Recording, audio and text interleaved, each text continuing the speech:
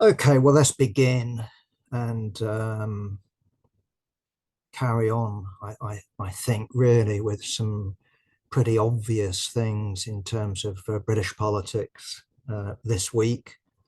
It's been an eventful week, so there's plenty to talk about, and I won't, as I sometimes need to emphasize, I won't be trying to cover everything. So I'm sticking to hopefully what will be under an hour. Let's begin with the shocking news that we all expected, the sacking of Suella Braverman. Um, to me, I have to agree with the sort of mainstream commentators. This has got a lot more to do with after the next general election than it has to do with this coming general election. In other words, if we look at Suella Braverman, I think she's attempting, how successful she'll be, that's a different question. She's attempting to basically become the leader of the Tory right and to replace Rishi Sunak after he falls on his sword, presuming that the next general election produces a Tory defeat, and one would guess, therefore, a Labour victory. So the reason why I say, and the mainstream commentators say, that we've been expecting this is because Suella Braverman has been sort of specialising, I don't know since when, maybe she's always been like it, I don't know, but she's certainly going out of her way, or has been going out of her way, to come out with the most vilest version of Tory party policy that you can imagine, and then adding something to it. So she basically is attempting to appeal to the most bigoted, the most vengeful, the most narrow-minded section of the Tory party electorate.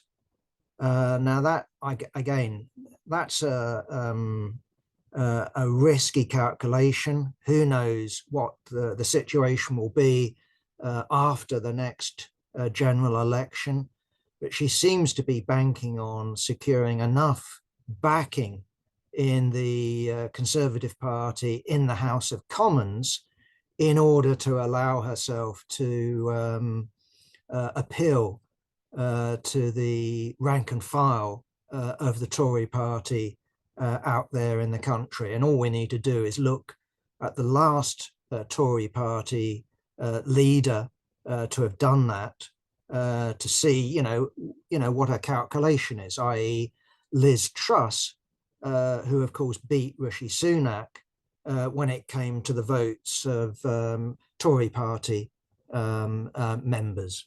So what she'd been saying, we all know it, that if you take the pro-Palestinian marches calling for a ceasefire in Gaza, these are hate marches. These marches are vile and anti-Semitic.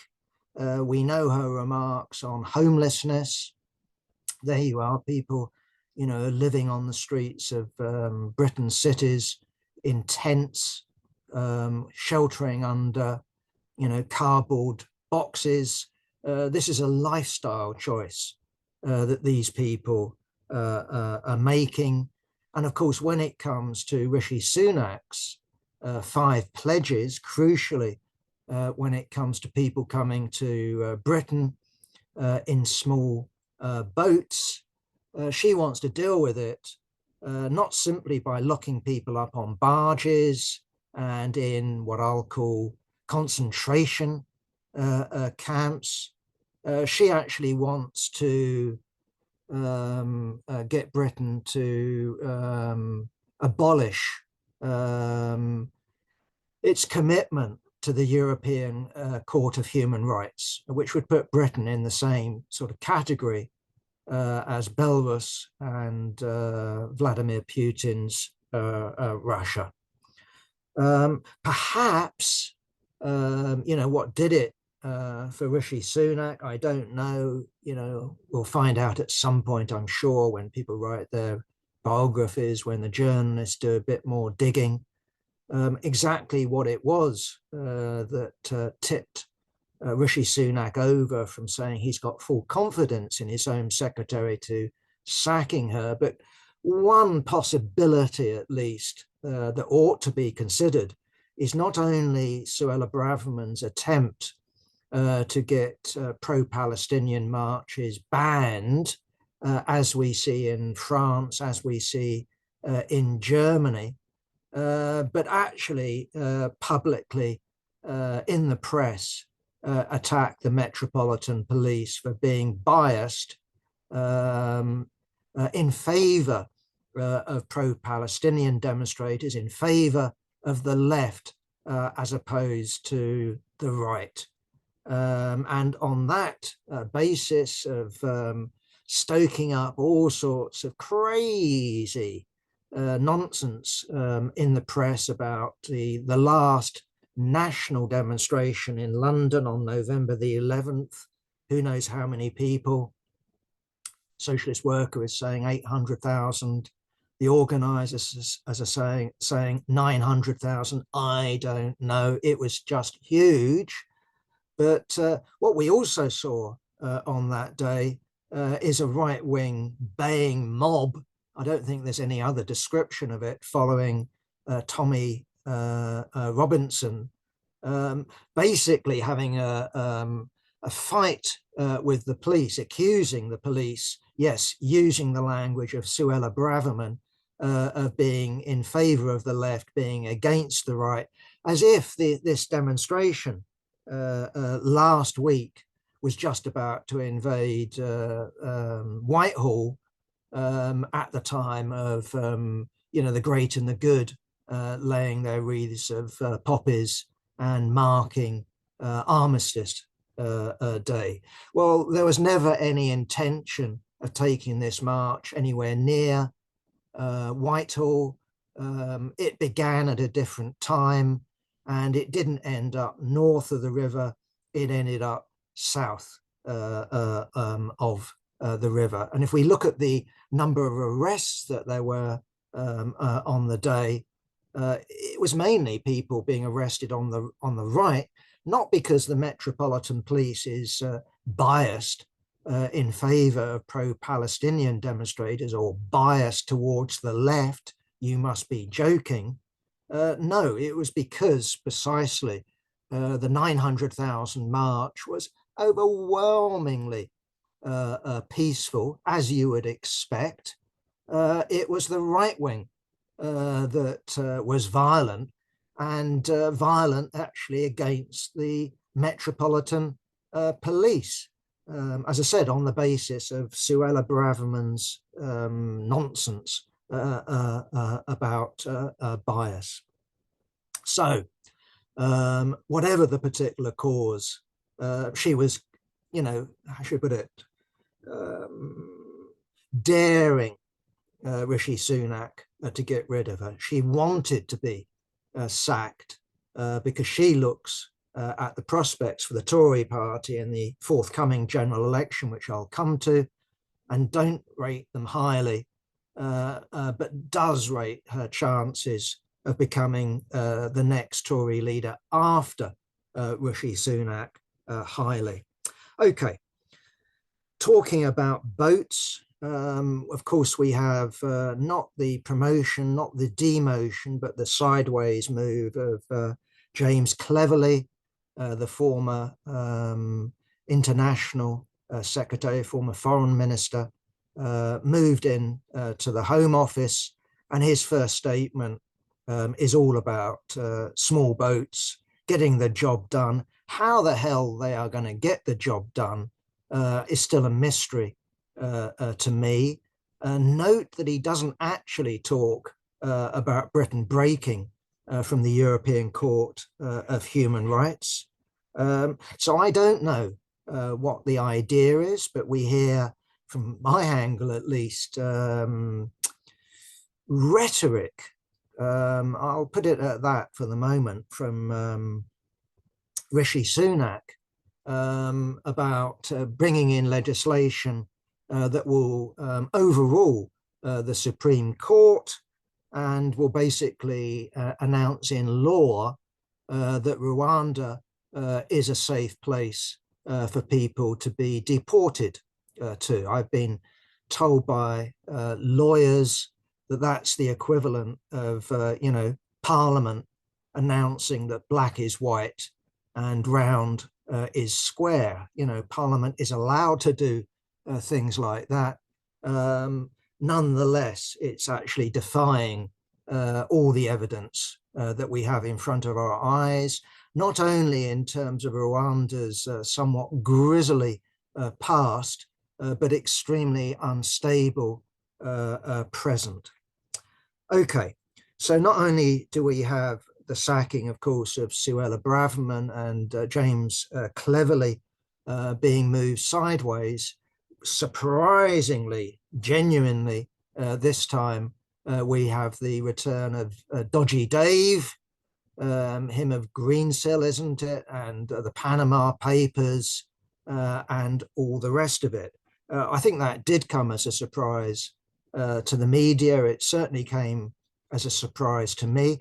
Clearly, this was not part of some Rishi Sunak master plan, because what I know about Dodgy Dave really goes back to, before he was Prime Minister, and it was all about the Tory party presenting itself with green credentials. Remember the pictures, the photo opportunity in the Arctic? There was Dave with his huskies and on his sledge, and basically coming out with, greenwashing of the Tory party. The other thing I remember, of course, about David Cameron is 2008, the financial crash, and Cameron and Osborne going for the age of austerity and ditching, quote unquote, all the green crap. So what do we have to say more about David Cameron? Well, my other memory is only from a month ago, and that's Rishi Sunak's speech at the Manchester conference of the Tory party, of where he presented himself as Mr. Change. He denounced all prime ministers, all governments since the fall of Margaret Thatcher. So John Major, yes, Tony Blair, Gordon Brown, but also the whole string of Tory prime ministers since, but including David Cameron. So the messaging, is completely inconsistent. And what that leads me to conclude, at least at the moment, is that what we have here is a government that's simply looking at tomorrow's headlines, isn't thinking strategically, isn't thinking a year ahead, but is thinking more like, what do we do to dig ourselves out of this hole that we're in? And quite frankly, anything will do. It doesn't matter if it contradicts what we said the previous week, the previous month.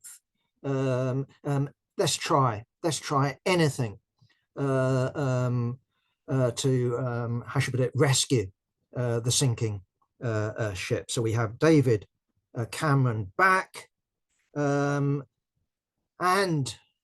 yes, what do the idea that this fits in with retaining the so-called red wall seats, the idea that this is a brilliant move because it will win back and shore up the Tory position in the blue wall seats, none of it makes sense. Because if you think about it, what does David Cameron conjure up? Not for me, but for your average Tory voter or ex-Tory voter. Well, I don't think it's all the green shit but I do think it's the Remain shit. I do think it's about David Cameron not only going for a referendum in order to, how should I put it, defeat the threat to the Tory party that was represented by UKIP, Nigel Farage, and the whole Brexit campaign, but the fact that David Cameron not only fought that campaign, but lost that campaign. To me, that's what an ex-Tory voter, that's what his name would conjure up to me. He is your Mr. Remainer. So for every vote that you win back, I think there will be a revolving door, and you'll potentially at least lose a vote to Nigel Farage in his latest manifestation, and I'll come to Nigel Farage in a minute or two, in the form of the Reform Party. Okay, let's just move on. Jeremy Hunt, again showing mixed messaging to me.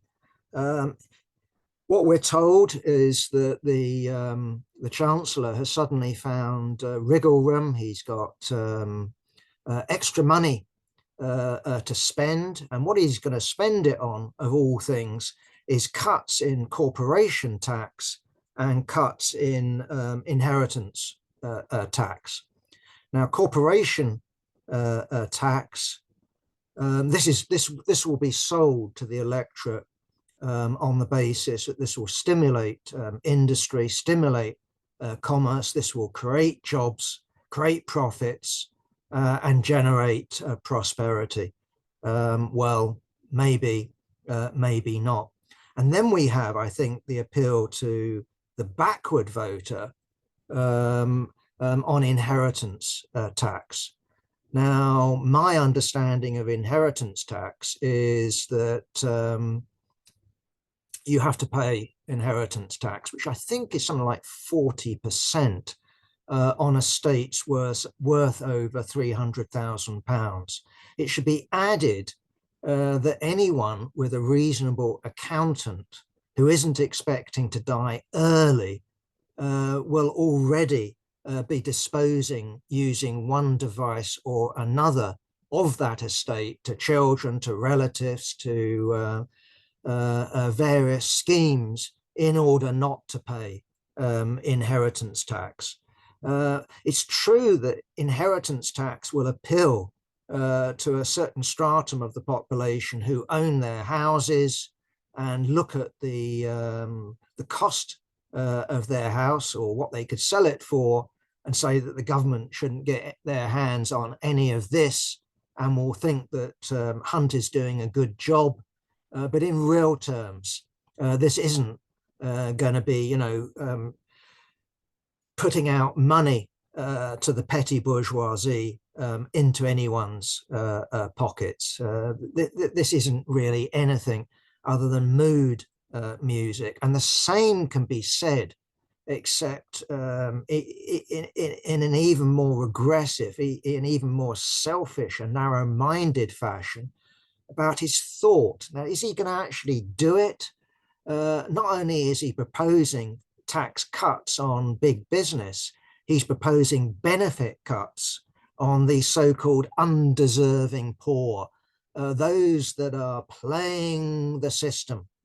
I find it remarkable, being a child of the great post-World War boom, of where there was no unemployment except what was called frictional unemployment, i.e. people changing jobs.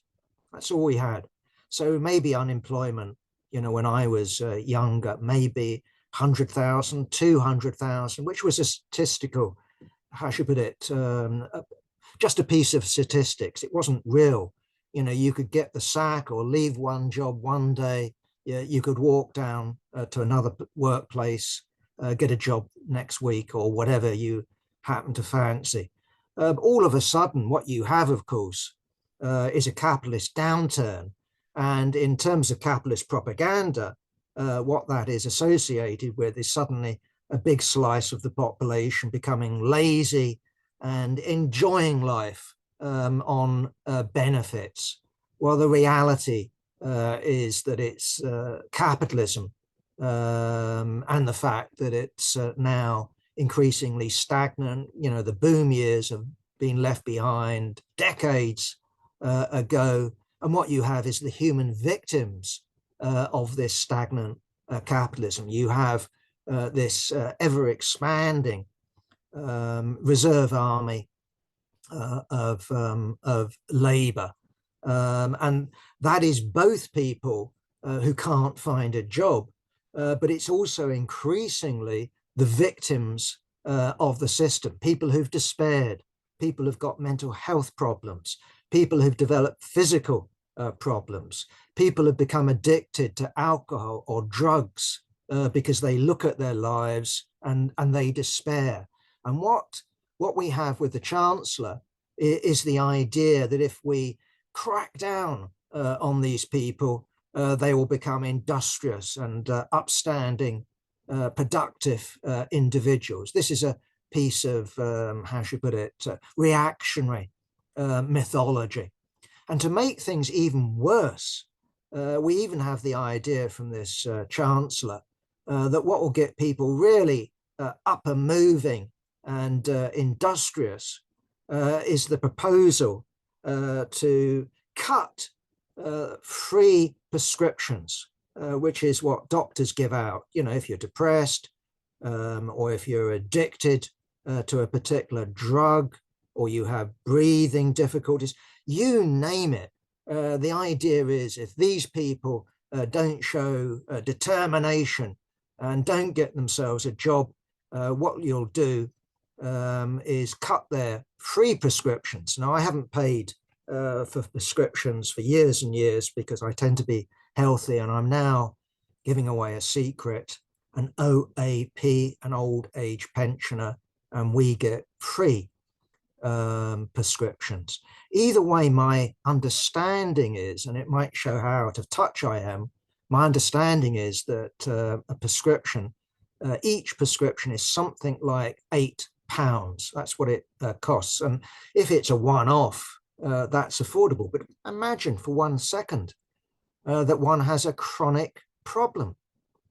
I can imagine, for example, and this is why I'm very skeptical about whether he'll actually go through it. The fact that some civil servant, I would guess, or some political advisor suggested it and he's run with it so far, I think shows something of his lack of imagination. This is Jeremy Hunt's, because I could imagine the Daily Mirror, I could imagine the Guardian, I could imagine the BBC, I could even imagine the Sun getting hold of a story, for example, of someone who's suffering from some severe mental problem that keeps them from getting a job, who's denied their prescription, not only, potentially not ever getting a job, but actually doing harm to themselves and potentially others if they were denied the treatment that they actually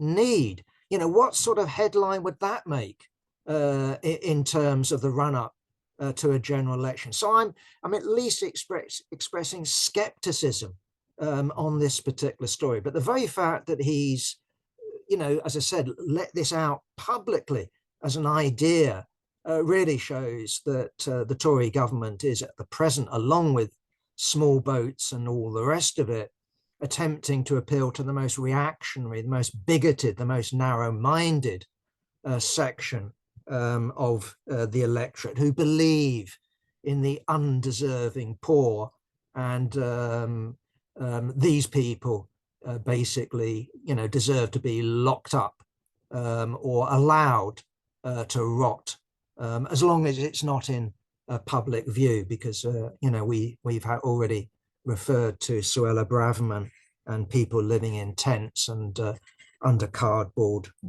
boxes. Okay, this isn't the only one. There are many of them, but I just thought I would share with you, and I'm sure you've looked at either this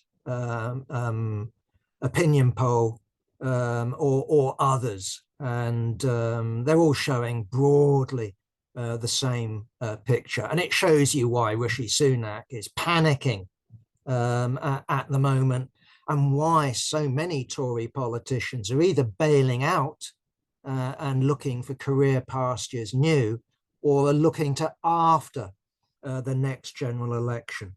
So we have, this is from October compared with this month, November. We have the Labour Party now in November on 46%. I have heard of an opinion poll that puts them on 49, but let's ignore that for the moment. 46%, that's up 2 percentage points compared with October. We have the Tory Party on 25%, that's up 1%.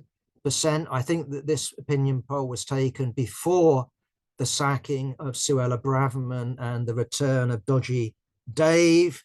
We have the Liberal Democrats on 12%, down 1%, the Greens on 6%, down 3%, and others on 10%. A lot of that will be the Reform Party, down 1%. You get the general idea. The Labour Party well out in front. So the 20% lead is either being built on or maintained.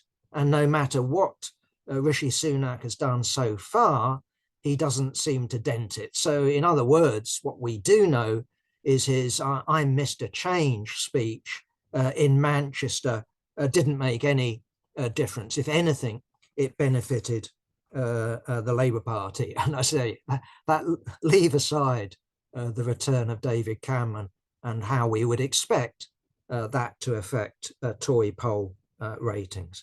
Which brings me, as I indicated, to this story that's doing the rounds at the moment in the media.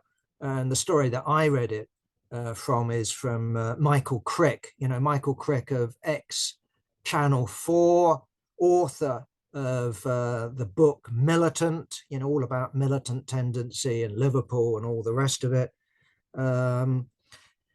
Someone who seems now to be a critic of mainstream opinion. Maybe he always was, I don't know. But, is someone who's come out and basically questioned this idea that the Labour Party was teeming with anti-Semites under Jeremy Corbyn.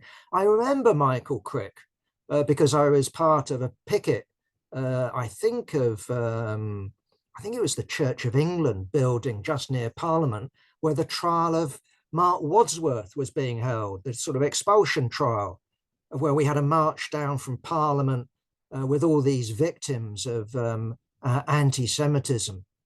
And the cameraman next to Michael Crick wanted to film me, and he wanted to ask me a question. I was determined to keep my placard up in front of my mush. I don't know why.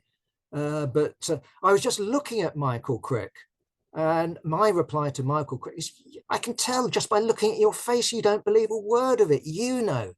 This is a big lie. I know it's a big lie. Anyone with a brain knows that this is a big lie. Anyway, leave that one aside. What we have is him running with this story of Nigel Farage, his potential return to the Tory party. Remember Nigel Farage, if we talk about Rishi Sunak being Mr. Change, Nigel Farage is Mr. Party. And he's a former member of the Tory party, as well as being a former member of UKIP, who turns up at the Manchester conference, I think working for GB News. I think that's his latest media job, just expecting to cover the conference and interview various bigwigs, or maybe do some vox pops, and finds himself Mr. Popularity. And we not only see pictures of him bobbing, I was about to say at the Tory party ball. Do they do balls anymore? I don't know. Either way, there he is pictured with Priti Patel, and he's mobbed by the Tory rank and file. And it's out of that situation that Farage speculates about a return to the Tory party and even becoming Tory party leader. And it's that story that Michael Crick is reporting on. Should be said, and it's worthwhile considering the fact that I've only watched a few of these things. That Farage is just about to appear, this is my understanding, on a program called I'm a Celebrity, Get Me Out of Here, which I think is set in Australia, and for which he is being paid the princely sum of 1.5 million pounds. Apparently, that's the second highest fee that's been paid out for this particular program. As I said, I'm not really a watcher of such programs, and the only ones I've watched are, is it Big Brother? I don't know whether that's still on, but I specifically went and watched Big Brother, and I don't know whether I watched it live or watched the highlights, but I definitely went out of my way to watch George Galloway with Rula Lenska, I should get it right, in the cat scene. And there was George Galloway dressed, from my memory, in a red cat suit, licking milk from a saucer held by Rula. The only other memory I've got of that program was actually the credible performance of Tommy Sheridan in the same program, obviously a different cast. And the point I would make here is that George Galloway, got into quote unquote hot water with his respect comrades at the time, not least those from a Muslim background who didn't think it was a good idea.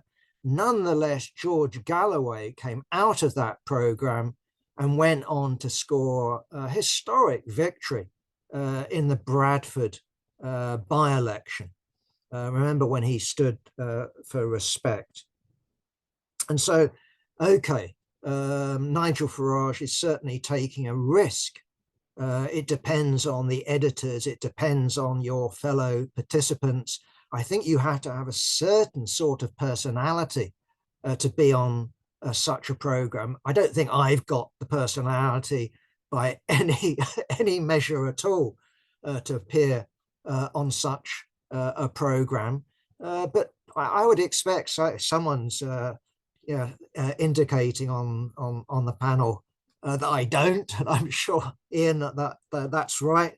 But perhaps Nigel Farage, George Galloway, Tommy Sheridan, and who is the other one? Mac Hancock, surprisingly, they're very different personalities, but these people came out of these programs with enhanced popularity. So who knows? But again, what we have with Nigel Farage is clearly a calculation that this isn't going to do him any harm. And indeed, he's obviously looking to be a comeback kid and to reinvent himself as a Tory MP and then as Tory leader. How it would work out, I don't know. But there is, for example, talk that, you can imagine a Keir Starmer-led government, it becoming unpopular, and Nigel Farage being adopted in terms of a by-election, winning that by-election and replacing an incompetent, malfunctioning Tory leader, who knows who. Suella Braverman, I don't know. That's for the future. It might never happen, but the very fact that there's talk of it, I think it shows you how deep the hole that the Tories are in at the present time is. Okay, so having mentioned the spectacular lead that the Labour Party now has, it's worthwhile thinking back, isn't it? Early in the period of Keir Starmer taking over the leadership, how unpopular the Labour Party was, how it was sort of just about managing not to lose by-elections or certainly not storming ahead at all. And we had comrades on the left announcing that Keir Starmer can't possibly lead the Labour Party to a victory. Statistics apparently prove it. Well, he doesn't want to win against the Tories, hence his appalling performances in Parliament. All he wants to do is purge the left, and if he purges the left, he won't have anyone delivering him leaflets. He won't get anywhere in election. Well, just a little note on that. Well, leave aside the 20% poll lead that we've seen recently and over the last X months. Think about this.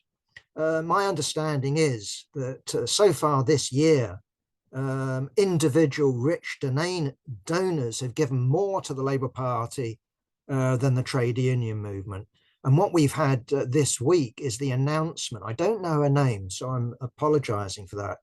But the daughter of Lord Sainsbury, the backer of Progress and other such right-wing Labour Party projects, she has donated £1 million to the Labour Party. So quite frankly, in terms of finances, Keir Starmer can do without our dues that made the Labour Party rich, comparatively speaking, under Jeremy Corbyn, and with talk of the possibility of the Murdoch press and media empire throwing in their lot with Keir Starmer, as they did with Tony Blair, remember, against John Major. No, he doesn't need the left. And indeed, what he needs to reassure the Sainsbury family, to reassure the Murdoch family, is precisely a crackdown and a continued war against the left, and anything that smacks of deviating in the direction of the left.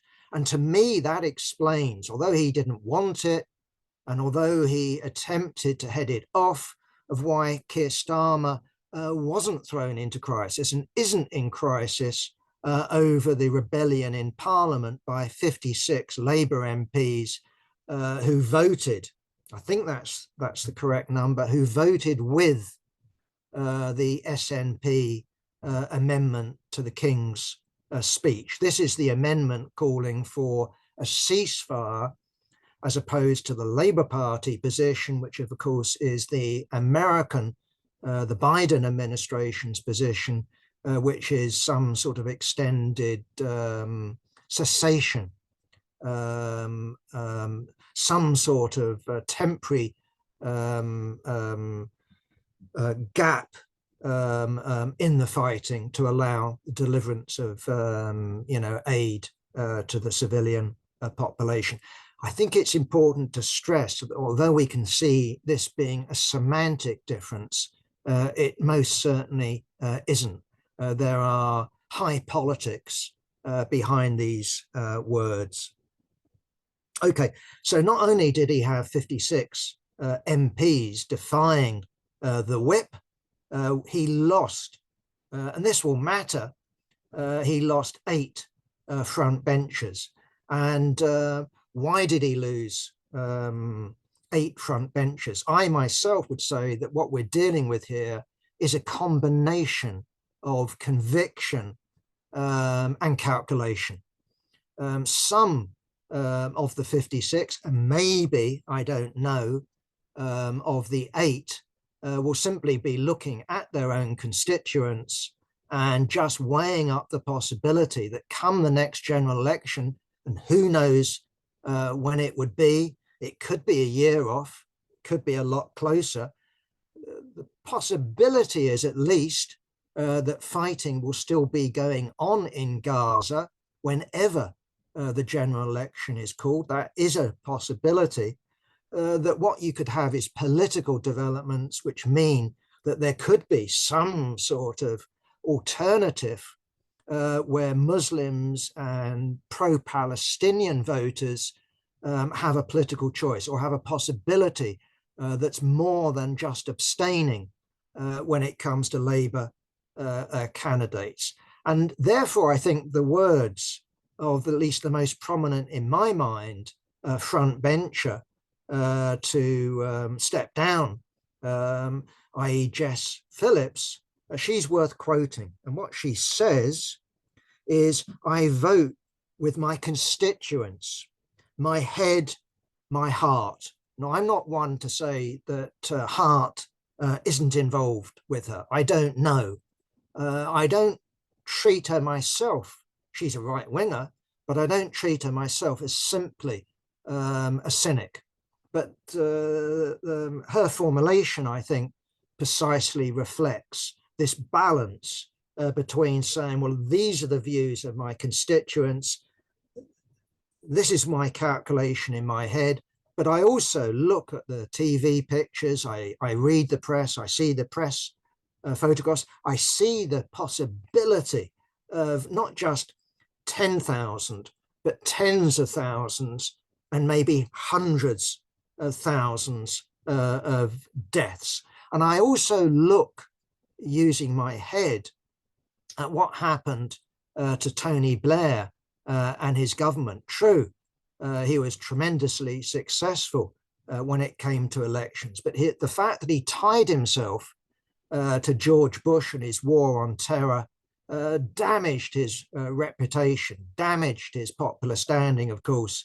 Well, until even him gaining a knighthood was controversial, such as the odium he's covered in, because he claimed to have knowledge, he claimed to believe in, and he wouldn't tell a lie, would he?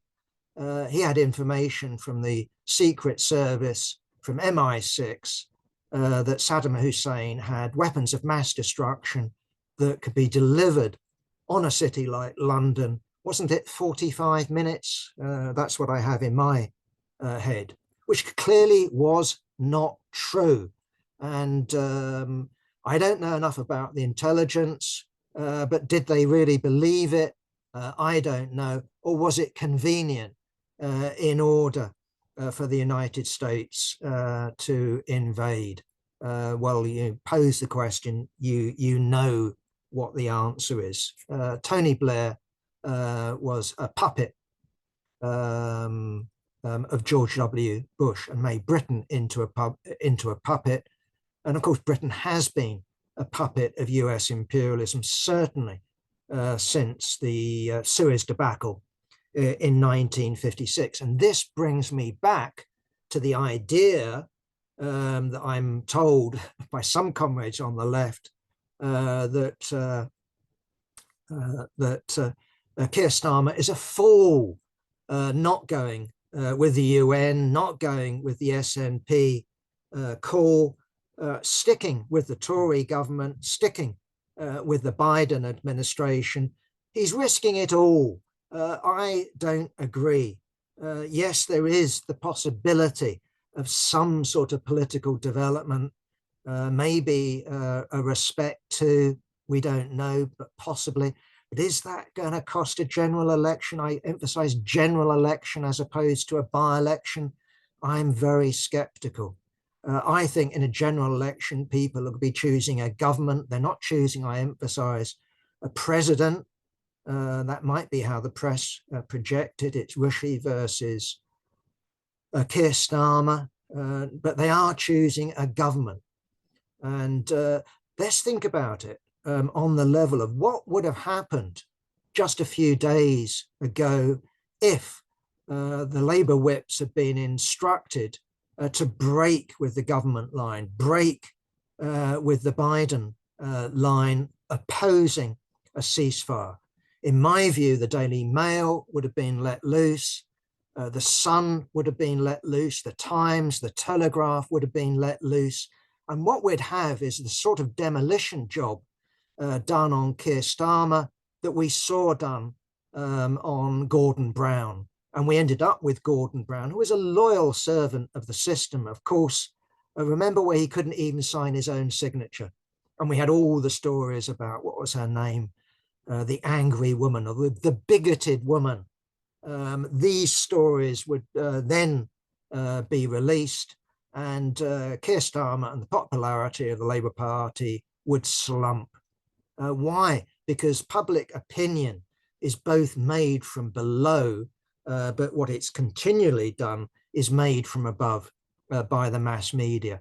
And what they can make, i.e. Keir Starmer, they can also unmake.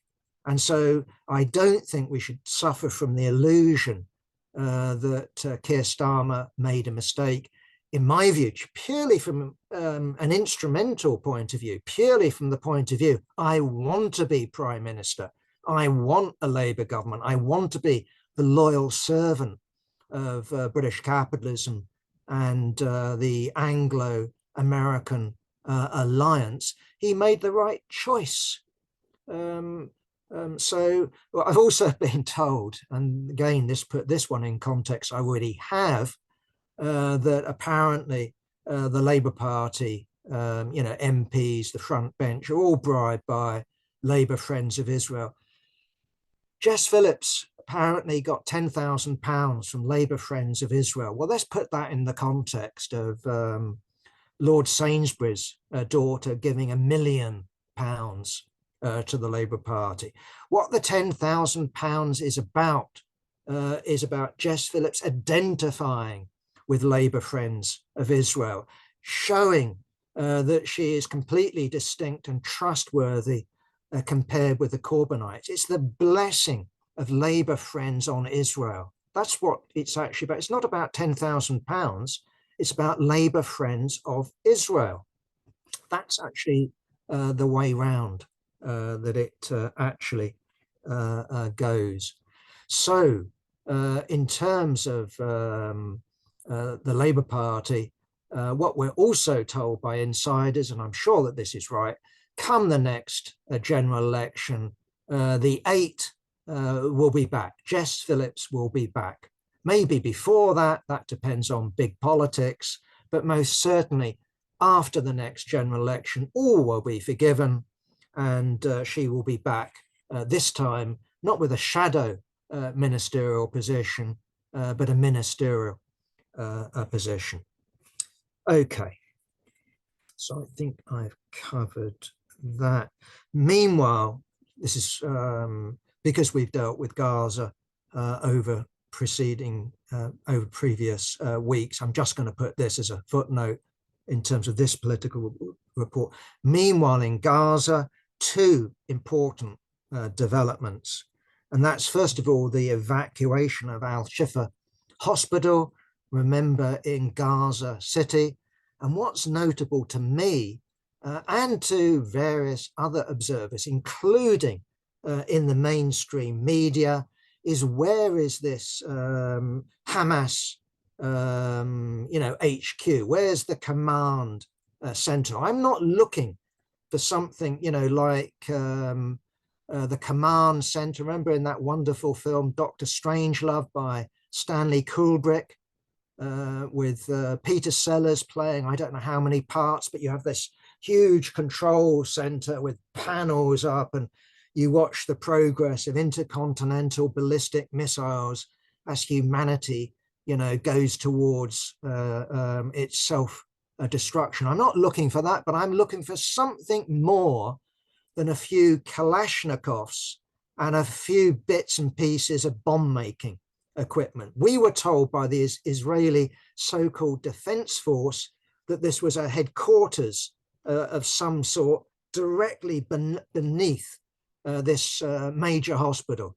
It appears to be nothing of the sort. I'm sure there are tunnels here, there, and everywhere, but no smoking gun. And indeed, various journalists who are either there or looking at pictures, film that was shot there, basically going, well, how comes the number of Kalashnikovs have increased? They found more. But even then, we're still only dealing with what, a dozen, 15, 20? This isn't a major center. And of course, what we're dealing with is street fighting. So the idea that they're not picking up Kalashnikovs from fallen Hamas fighters, well, who knows? Either way, the excuse that they were giving why these were legitimate military targets, they haven't provided the evidence. Maybe they will go on to make up the evidence, but hopefully there are some journalists of honesty that will do the business of exposing the lies of the Israeli war cabinet and the lies of the Israeli defense forces. The other story, of course, from Gaza Strip, is that having told the inhabitants of Gaza City to evacuate because you're all now legitimate military targets, you're all sitting over a vast 300-mile network of Hamas tunnels. They're now telling the residents in the south, in Khan Yunis, to evacuate. Where do these people go? I'm sure they're asking that themselves. Where do they go? You're in a situation of where they are locked in to a giant open prison. They cannot go into the sea. They cannot go south into Egypt. They cannot go north. They cannot go east into Israel. They are cut off. Now, maybe Israel has in mind some sort of ethnic cleansing of where they simply smash down the border posts between the Gaza Strip and Egypt, and they simply force people down there. What then happens on the streets of Cairo or Amman or Damascus or Riyadh or wherever, I don't know. What happens with the Americans? I don't know. What happens on the streets of London? I don't know. But to me, it's not just about demonstrations and their size. To me, such an action brings with it the possibility, the distinct possibility of regimes such as Sisi's, such as the Hashemites, such as MBS in Saudi Arabia, actually falling. Such will be popular anger. And to me, that explains why Joe Biden has been calling for Israel to hold back, Israel to limit its ferocity in dealing with the Palestinians, its collective punishment of the Palestinians. And the idea that Israel can destroy Hamas without destroying the population of Gaza, I don't know how you can do it. These people voted Hamas. These people will be people who would join Hamas. This is nonsense. And so, yeah, maybe what we're dealing with here, and that's why I don't think myself people warning of a genocide are wrong. 10,000, 20,000 people, that's not genocide. But dumping people into the midst of a desert, locking people in without water, without sanitation, without medical equipment, that is genocide. It's not physically exterminating them each with a bullet, but it's as effective as what the Turks did to the Armenians, with the foundation of the modern state of Turkey. That is a genocide, and we should call it by its proper name. And again, getting into the let's call things by their proper name. What's time have we got? 5 minutes, and thank you. I just thought it was worthwhile mentioning the celebration that there is in the mainstream right-wing press that Jeremy Corbyn, in an article, as I understand it, has called Hamas a terrorist organization or an organization carrying out terrorist actions. Now, I didn't look at the interview with Piers Morgan, of where Piers Morgan, as I understand it, was asking again and again and again, is Hamas a terrorist organization? And Jeremy Corbyn wasn't answering. I can imagine myself being in a similar situation. I would use more fruity, more Anglo-Saxon language to Piers Morgan than perhaps Jeremy Corbyn used. But in a situation of where the BBC, although they don't themselves classify Hamas as a terrorist organization, they tell us every time they introduce a story about Hamas how the British government classifies it as a terrorist organization. And basically the message, all civilized governments call it a terrorist organization. They don't introduce Israel, the Israeli Defense Force, in that way. They don't say Israel has presided over systematic ethnic cleansing and oppression of the Palestinian people. They don't tell us how many UN resolutions there's been about Israel's illegal annexations and occupations and their illegal colonies. They don't tell us anything of that. What we are demanded of the BBC is that it should call Hamas a terrorist organization. And in turn, what we have is all politicians being tested with that question. Now, in my view, of course, Hamas used terrorist methods in its March the 7th action. I would then classify that what Israel did after that as a terrorist action.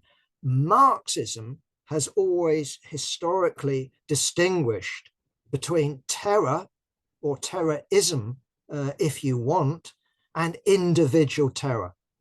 And I'm not going to go in because I haven't got the time, Anne, so I apologize, but we could go into the ins and outs of Marx's calculation. But I know, in terms of you read Marx and Engels's correspondence, because you could respond so quickly in the Victorian times in terms of the post, when the Narodniks successfully assassinated Alexander II, Tsar Alexander II, they spontaneously celebrated.